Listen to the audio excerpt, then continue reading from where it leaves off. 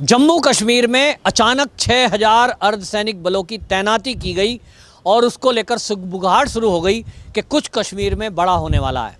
क्या बड़ा होने वाला है वो उसका असर दिखाई दिया और अब सरकार ने ये तय किया है, क्योंकि वहाँ इस समय राष्ट्रपति शासन लगा हुआ है धारा 370 खत्म होने के बाद, तो जो भी डिसीजन है सरकार के वो राज्यपाल के थ्रू इम्प्लीमेंट होते हैं।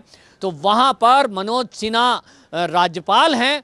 अब मनोज सिन्हा के आदेश पर वहाँ जो रोहिंग्या हैं और जो बांग्लादेशी घुसपैठिए हैं, बाकायदा बांग्लादेश से ले जाकर उनको जम्मू में बसाया गया और बसाने के लिए जो रोशनी एक्ट में ज़मीनें हड़पी गई थी, वो सरकार के नाम पर सरकारी ज़मीन पर जो कब्जे थे उसमें रोशनी एक्ट में भी ये अवैध कब्जे किए गए और रोहिंग्याओं को उसमें बसाया गया। बाकायदा उनकी कॉलोनियां बना दी, घर बना दिए।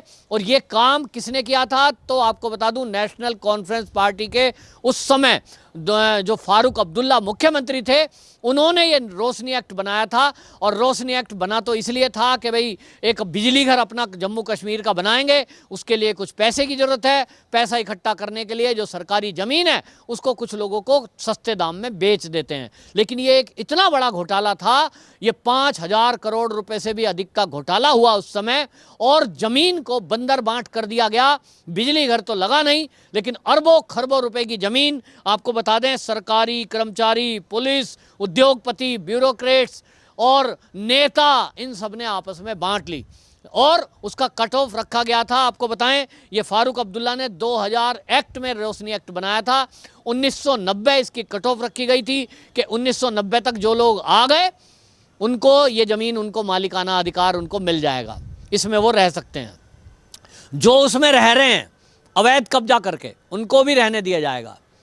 और ये इस तरह का फरमान था कि जिन लोगों ने सरकारी ज़मीन कब्जाई हुई थी, जो सरकारी कब्जा इसी नीयत से करके बैठे थे कि किसी दिन फारूक अब्दुल्ला मुख्यमंत्री ये घोषणा करेंगे, प्लानिंग थी, साजिश थी, ये घोषणा इन्होंने करी कि 1990 के पहले जो आए हुए हैं ये ज़मीन इनकी।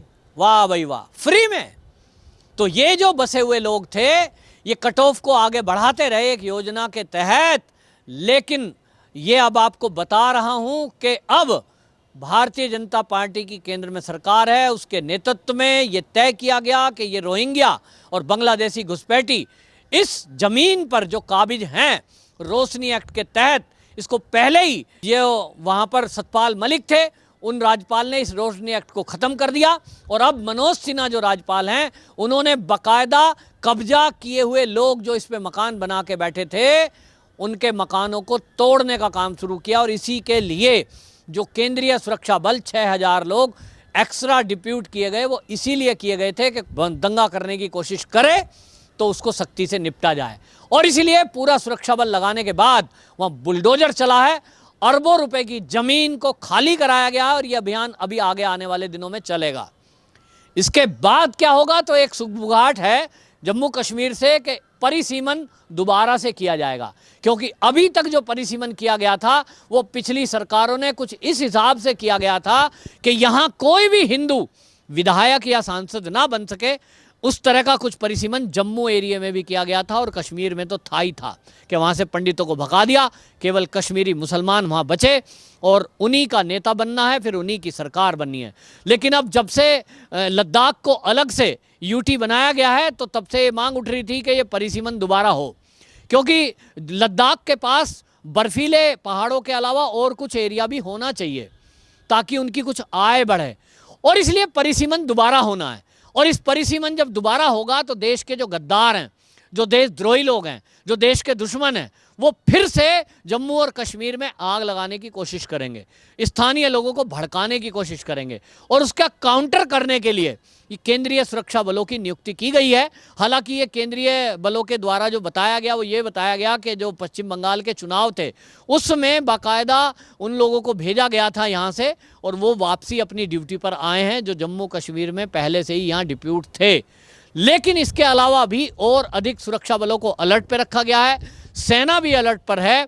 और उसका रीज़न एक यही है, जो अंदर से खबरें आ रही हैं कि परिसीमन किया जाएगा और परिसीमन के बाद यहाँ चुनाव होंगे, फ्रेश चुनाव होंगे और ये जो चुनाव होंगे वो अगले साल जब उत्तर प्रदेश और अन्य राज्यों का चुनाव होना है 2022 में, उस समय जम्मू और कश्मीर में, लद्दाख में चुनाव कराए जाएंगे। तो उसके पहले की जो तैयारी है वो ये है कि जहां तेजी से विकास के काम अब केंद्र सरकार उस जम्मू और कश्मीर में और लद्दाख में कर रही है, अब ऐसे में ये जरूरी बनता है कि जो लोग वहां पहले से काम कर रहे हैं, जो भारतीय जनता पार्टी के नेता हैं, उनके जान माल की भी सुरक्षा की जाए। और हम देख रहे हैं कि आतंकवादी चुन चुनकर भारतीय जनता पार्टी के नेताओं को निशाना बनाते हैं, क्योंकि उनका टारगेट यही है कि किसी तरह भारतीय जनता पार्टी के नेताओं में दहशत पैदा की जाए, ताकि ये कभी भी कोई नेता बनने की कोशिश ना करे, कोई चुनाव में खड़ा ना हो। लेकिन भारतीय जनता पार्टी में जिस लोगों ने भी जो ज्वाइन किया है वो निर्भीक हैं और उन्होंने तय किया है कि देश के लिए यदि जान भी देनी पड़ेगी तो देंगे, लेकिन देश के दुश्मन और आतंकवादियों से और पाक के पिट्ठुओं से नहीं डरेंगे। और इसलिए ऐसे लोगों ने भारतीय जनता पार्टी ज्वाइन की है, बाकायदा वो राजनीतिक जमीन बनाने में लगे हुए हैं। और परिसीमन जब होगा तो नए तरीके से जब परिसीमन होगा, निश्चित रूप से जम्मू और कश्मीर में तब अधिक विधायक और सांसद जीतकर जम्मू कश्मीर में भारतीय जनता पार्टी के आएंगे। और लद्दाख में भी पहले से ही चांस है, लद्दाख में तो नो डाउट कि भारतीय जनता पार्टी का ही मुख्यमंत्री बनेगा, क्योंकि लद्दाख की स्वतंत्रता के लिए यदि किसी ने आवाज़ उठाई तो वो बीजेपी थी। और बीजेपी के ही सांसद ने सदन में बाकायदा इसके लिए विस्तृत ब्यौरा रखा था, जिसमें बताया गया था कि कांग्रेस ने किस तरह से लोगों को भड़काया, भटकाया और कभी भी लद्दाख के बारे में विचार नहीं किया। अभी हाल ही में लद्दाख जो यूटी है, वहाँ तो बाकायदा सरकार ने घोषणा की है कि वहाँ जो नौकरियाँ दी जाएंगी, सरकारी नौकरी, वो लद्दाख के लोगों को ही दी जाएगी, यानी स्थानीय लोग ही सरकारी नौकरी प्राप्त कर सकेंगे। जिस तरह से जम्मू और कश्मीर में भी यही रूल था, अभी तक ज़्यादातर लोगों को नौकरियाँ वही दी गई, जम्मू और कश्मीर के लोग थे। लेकिन अब बाहर के लोगों को भी नौकरी दी जा सकें, इसके लिए भी अभी बदलाव होना है, लेकिन फिलहाल कोई बदलाव इस नियम में नहीं किया गया है। और इसी तरह लद्दाख के लोगों को तरजीह दी गई है, यानी प्राथमिकता दी जा रही है। और वहां राज्यपाल ने घोषणा की है, बाकायदा नोटिफिकेशन जारी हुआ है कि जो भी सरकारी नौकरियां लद्दाख एरिया के लिए चाहिएंगी, उसमें स्थानीय लोगों को ही प्राथमिकता दी जाएगी, उन्हीं को नौकरी पर रखा जाएगा। और इस बात को लेकर इस घोषणा के बाद वहां के युवा, वहां के नागरिक काफी खुश हैं, क्योंकि अब लोगों की जो आर्थिक स्थिति है उसमें भी सुधार होगा। वहीं दूसरी तरफ उद्योग धंधों को लेकर लोगों को सरकार प्रोत्साहित कर रही है, अपने निजी उद्योग बढ़ाने के लिए लोगों को लोन दे रही है। वहीं आपको बताएं कि पर्यटक को लेकर भी मोदी जी जैसे कि हमेशा बढ़ावा देते हैं, पर्यटक क्षेत्र में भी वहां सड़कें बनाई गई हैं पर्यटक क्षेत्र को बढ़ाने के लिए, और पर्यटन का काम बढ़े उसके लिए भी केंद्र सरकार नई नई योजना वहां लागू कर रही है, जिससे लद्दाख के लोगों में काफ़ी उत्साह है, काफ़ी खुशी है। और वो कहते हैं कि चुनाव आए तो हम मोदी जी का वो एहसान उतारना चाहते हैं जो उन्होंने लद्दाख के लोगों पर किया। तो लद्दाख में तो नो डाउट, लेकिन कश्मीर और जम्मू में कुछ डाउट इस प्रकार से है, क्योंकि जिस तरह का माहौल 70 साल में कांग्रेस, नेशनल कॉन्फ्रेंस और पीडीपी ने वहाँ किया है, जिस तरह से आतंकवादी पैदा किए हैं, जिस तरह से घर घर में पत्थरबाजों को बढ़ावा दिया गया, उसके बाद कोई शरीफ आदमी, कोई देशभक्त व्यक्ति आगे आने से थोड़ा सा संकोच करता है। लेकिन अब जिस तरह के माहौल को बदला गया है, जिस तरह से वहां लोगों के अंदर एक विश्वास जगा है कि अब केंद्र की बैठी हुई सरकार हमारी जान माल की रक्षा करने के लिए कृत संकल्प है, अब हमारी जान सुरक्षित है। लेकिन इसमें भी आतंकवादी अपनी नापाक हरकत करने से बाज नहीं आते हैं। यदा कदा यदि कोई हिंसा करता है तो आपने देखा होगा 24 घंटे के अंदर अंदर उस आतंकवादी को खोज कर मार गिराया जाता है। उसके लिए केंद्रीय सुरक्षा बलों को केंद्र सरकार ने और सेना को खुली छुट्टी दी हुई है कि जीरो टॉलरेंस। कोई भी आतंकवादियों को पनाह देता है उसको छोड़ना नहीं है। कोई भी आतंकवादी भारत की सीमा में आकर आतंकी गतिविधि करने के मंसूबे रखता है उसको छोड़ना नहीं है, सीधा ऊपर। पहले ज़माने में गिरफ्तारियां होती थी, हमने देखा है कांग्रेस के शासन में आतंकवादी पकड़ लिए, उनको जेल में डाल दिया, फिर उनके लिए बिरयानी बनाई जा रही है। और यहाँ तक खबरें आई थी कांग्रेस के टाइम में तो कि केंद्र सरकार बौखला गई और उनको जो है पता नहीं क्या क्या उनको मुहैया कराए गए, उनको जो है सारी सुविधाएं दी जाती थी। दिल्ली में बैठकर सरकार और प्रधानमंत्री उन अलगाववादियों से मीटिंग करा करते थे।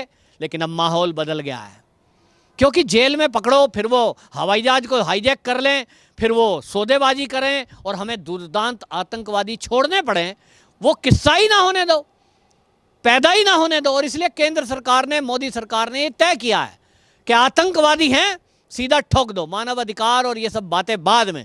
क्या मानवाधिकार की बातें केवल आतंकवादियों के लिए हैं? ये सवाल उठा था। क्या सेना के लोगों का कोई मानवाधिकार नहीं होता? क्या पुलिस के लोगों का कोई मानवाधिकार नहीं होता? और इसलिए जब पुलिसकर्मी मारे जाते हैं, जब सेना के लोग मारे जाते हैं, तब ये तथाकथित लिबरल, ये मानवाधिकार कार्यकर्ता, ये क्यों मौन हो जाते हैं? क्योंकि ये कहीं ना कहीं साजिश का हिस्सा है। इनको कहा जाता है कि आप आतंकवादियों का साथ दीजिए। इसलिए 2 बजे रात को ये कोर्ट खुलवाने वाले लोग, प्रशांत भूषण जैसे वकील, अब देखना आप कि जब ये अवैध कब्जा छुड़वाई चल रहा है, जब रोहिंग्याओं को हटाया जा रहा है, ये प्रशांत भूषण एप्लीकेशन लेके आए थे कि भाई ये जो रोहिंग्या हैं इनके बसाने का इंतजाम करें। ये वही प्रशांत भूषण है जो आतंकवादियों के लिए रात को 2 बजे कोर्ट खुलवाने पहुंच जाते हैं, ये रोहिंग्याओं को बसाने के लिए पैरवी करते हैं। लेकिन जब ये आतंकवादी और रोहिंग्या सुरक्षा बलों पर पथराव करते हैं और गोली चलाते हैं, तो ये वकील मौन हो जाते हैं। आखिरकार ऐसे लोगों की मंशा क्या है? क्या वो देश के वीरों की मौतों पर, शहीदी पर वो दुखी नहीं होते? क्या उनको रोहिंग्याओं का दुख लगता है और हमारे सैनिकों का दुख नहीं लगता? उनके परिवार उनको रोते बिलखते नहीं दिखते? ये बड़ा सवाल है। और देश की जनता अब ऐसे वकीलों को देख रही है, उनके चरित्र को पहचान रही है कि ये लोग मानवाधिकार कार्यकर्ता के नाम पर रोहिंग्याओं के पैरवी करने वाले लोग ये देश के हित के नहीं हो सकते। ये देश विरोधी गतिविधि में लगे हुए लोग, अब इनको लोग पहचान कर इनका मुकाबला करते हैं, चाहे सोशल मीडिया हो और चाहे कोर्ट हो। वंदे मातरम।